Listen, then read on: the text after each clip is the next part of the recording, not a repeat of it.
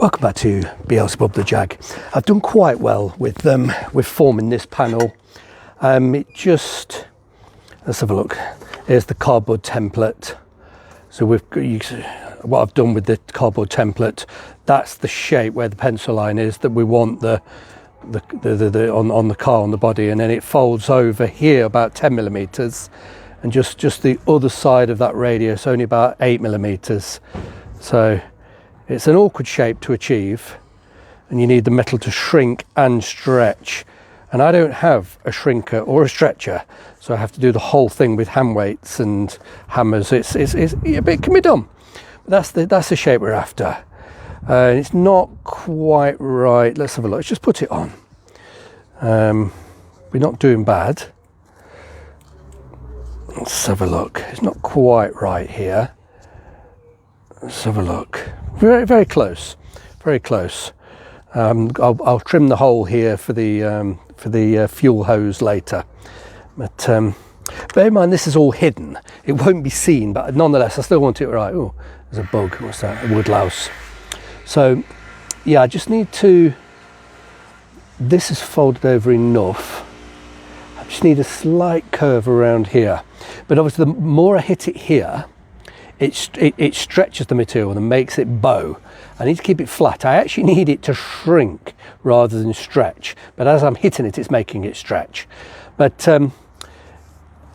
you can sort of force it flat afterwards. If it bows slightly, you can then sort of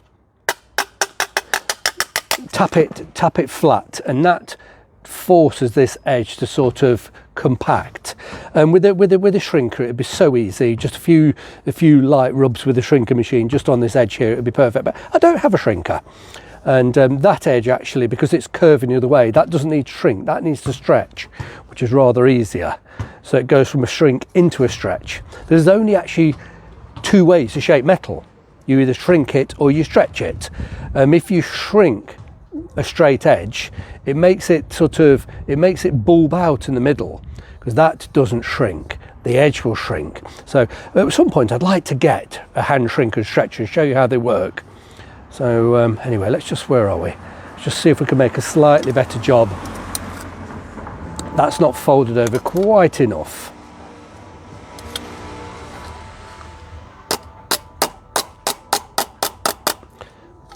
There we go.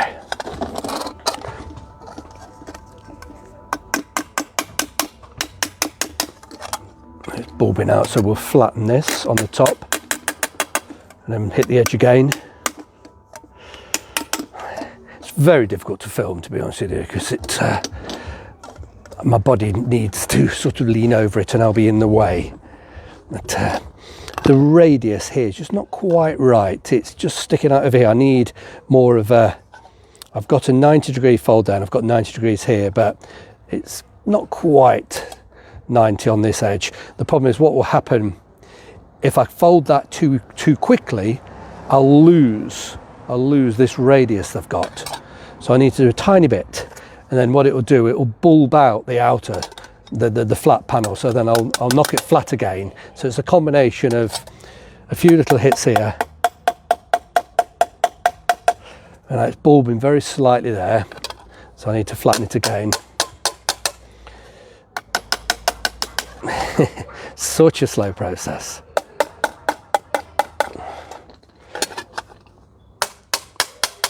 I'll be able to do adjustments on the car itself when I'm brave enough to trim off the original. Now then.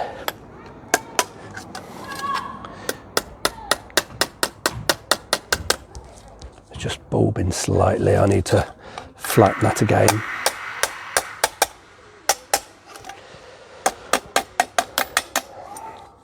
There we go. We're getting there, but it's definitely flaring that way. I need to shrink that edge to keep this flat. As I said, because I don't have a shrinker, I'm just trying to, with the blows, trying to force the material to compact in on itself, which it does eventually, but it's just a lot of hassle. So these blows flattening it here are causing it to corrugate very slightly. Then I can knock out hit the peaks of the corrugated areas, and that just forces it to shrink in. You can actually shrink metal with a hot an acetylene torch, or even a propane torch, but it's just not as hot.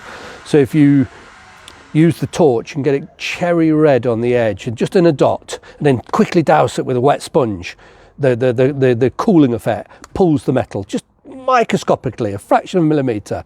Then you just do it in little areas, like little dots. Where you've heated it up, it leaves a round scorch mark. So you move on and do another one, and another one, another one. And by cooling it down very, very quickly, it causes it to contract. I don't think I'll need to drag my acetylene torches out to do that. I'm pretty sure that if I'm patient enough, in fact, I know it's not pretty sure about it. I can definitely do it without forcing it to shrink with heat. But it's a case of just keep,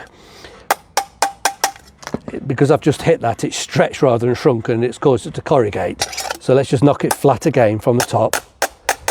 And this slow process will eventually just make the material knit together. Here we really are getting there now. That's not bad at all. Bear in mind, this is going to be completely hidden. It's underneath the car, and the rear valance will come on, the brand new valance, and it'll the valance will fit just here in this radius here.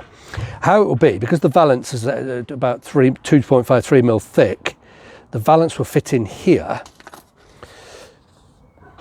and then it will be reasonably sort of flush with that there. There won't be much of a, it's not a massive, it's only about this, between this line and that line, there's only about 3 millimeters, and the valance fits in and it screws on. So the two areas between that low bit will be they'll be much more even, is what the word I'm trying to say, when the valance goes on like this. Yeah, if this were not deep enough, the valance would finish, and then there would be a step on the underside of the car. That's what this curve's for. So the valance can just sit in here.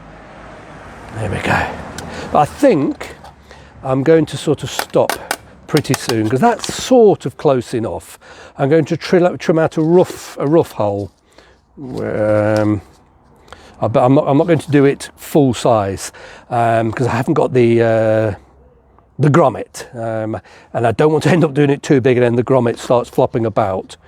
You've got a bit of movement. It's on a flexible pipe, so we've got 5 millimeters of movement so far. Because I've got a template, I know roughly where it should be, but if it were 5 millimeters off one way or the other, up or down, it's not really going to matter, because it's on a flexible pipe. As long as it's round and the hole is the size of the grommet, that's the key. And I really don't want to do it at the moment. I'll do a small hole, but I'm not going to finish it off, not until I've got the grommet to hand. But anyway, let me stop here, because it's starting to get late. I've been on this about 3 hours, and I'll come back to it tomorrow.